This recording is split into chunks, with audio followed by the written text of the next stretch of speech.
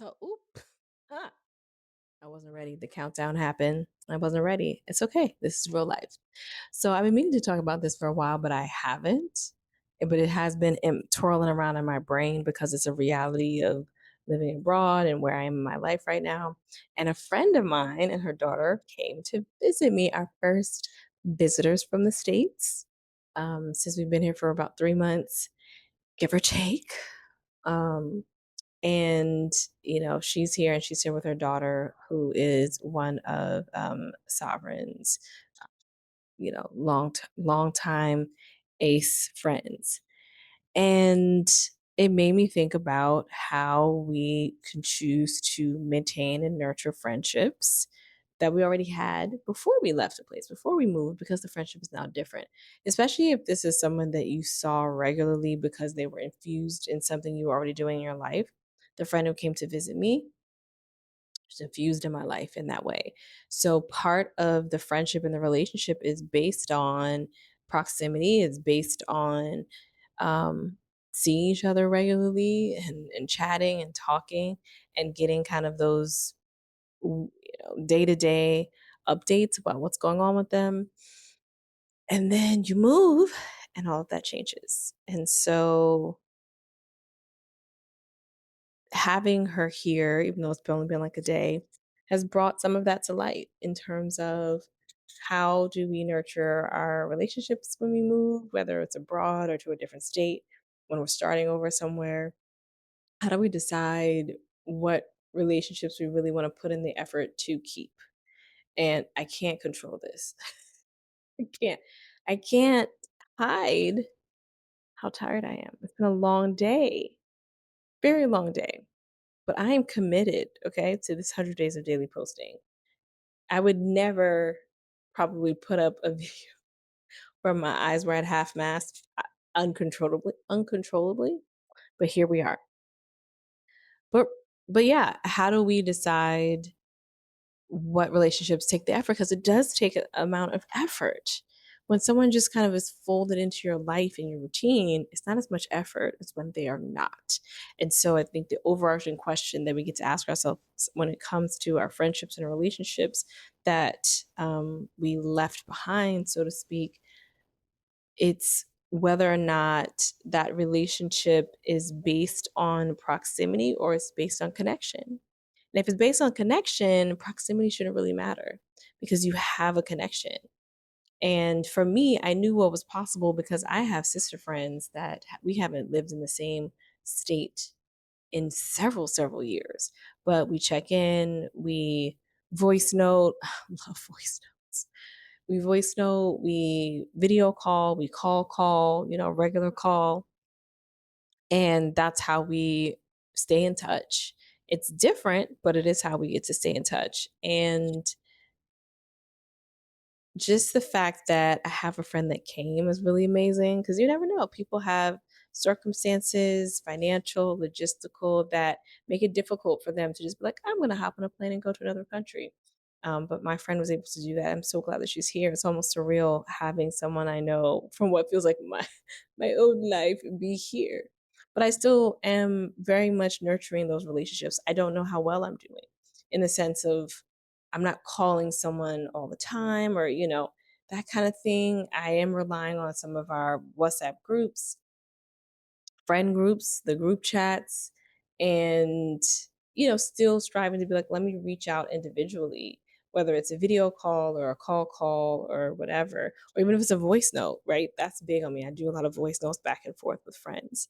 And nurturing the friendships when you're gone physically I think feels like being really intentional on a weekly basis about reaching out and seeing how they're doing and, catching up and being able to continue the rapport that you had before you left, knowing that you're still in a space of, I'm not going to spend as much time with this person. I think accepting the fact that the relationship is going to look different and then embracing how you can be intentional about keeping those friendships up. If the answer to the question for you or for anyone is the friendship seems now more like it was about proximity than it was about connection, you might not feel as bad if that friendship phases out. The season for that friendship may be done. The sun might need to set on that friendship. So for me, I feel like no, I've nurtured a lot of the relationships I have. I don't always call. I rely a lot on voice note. Rely on asynchronous communication, but I do call. And I think on a weekly basis, I'm working to be intentional about reaching out to someone, one or two people on an individual basis, especially if I knew and befriended them in a group situation, then it becomes paramount to see like what's our spark like? What's our chemistry? Is that, worth the effort for me in this season in my life? Not just the fact that we're abroad, but also in this season in my life. And people were like, "You have a lot of friends." I'm like, I have a few friends from few key moments in my life. And that I guess can definitely accumulate. But I think acceptance that the relationship is going to look different, then being intentional about making sure that you reach out to your friends, to that core group that you would have been kikiing with had you not left, to move someplace else, and making sure that you you share parts of your life with that person and not just the highlight reel. Is it possible to deepen a relationship that you had now that you're not in proximity? Could your relationship actually get deeper because you're putting more effort and you're putting more intention? Yeah, I think it's important to note that because, like I said in another video, anytime you move and move your family and uproot them, it feels like starting over. Even though you're probably not starting over, but it can feel like starting over. So for me, I am discerning, like, these are people I know I wanna reach out to kind of on a weekly basis, have some type of touch point, and then you have people maybe that is more like, a couple every few months, I can talk to this person, I can call this person, but ultimately letting that be you making that decision from a place of clarity. You making that decision from a place of like, okay, I understand that this person is no longer for me, no longer benefiting me, and vice versa. I need to cut ties. And I think you can't help but respect that, despite the fact that um you're being told like, not you. I think that it can be very respectful. Yeah, I'm gonna crash and burn. And I'm kind of hoping it's not gonna show up on camera. So, as much as I'm like, "This is just gonna be a short one," but ultimately, that's what I wanted to talk about. Maintaining those friendships, the acceptance that we have to have, the nurturing and the effort that we have to put in, the intention that we have to put in, and yeah, and hopefully that starts to reveal what relationships we're in a space to be able to accept and nurture and continue, and what relationships we may not. That's part of the decluttering uh, that's part of the decluttering process. You're not just removing things from your life, you're removing ideas, you're removing perspectives that are not your own or that really move against what it is that you're trying to do and how you're trying to live your life. So yeah, friendship. It's such a key and important component.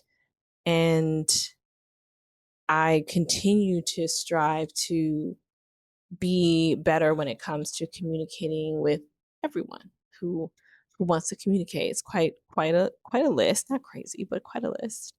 And yeah, that's my goal. Okay. Thank you so much for listening.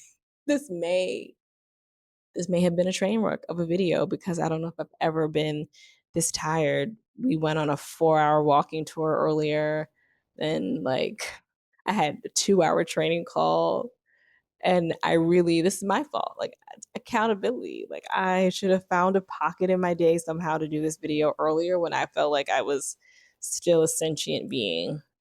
But it's that moment where you're so tired, maybe you're writing a story and then you start to write nonsense because you don't know what you're writing because you're falling asleep. That's what this video feels like to me on the inside, and I'm desperately trying to hold on. So my apologies if it was a little bit of a train wreck, but I'm still dedicated to putting this out into the world, and it's a very human moment for me. I don't know what this is gonna be, but thank you for listening. And yeah, I'm gonna see you tomorrow. I appreciate you.